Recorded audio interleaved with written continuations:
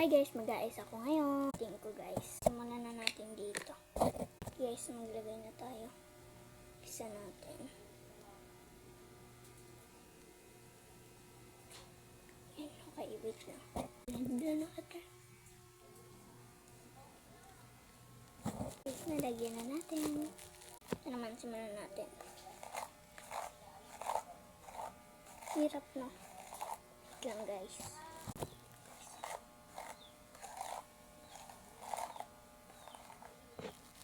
Tapos na. Guys, kukuha naman tayo na isusuot. Siyempre guys, di makakalimutan yung lip tint. Ito na siya guys.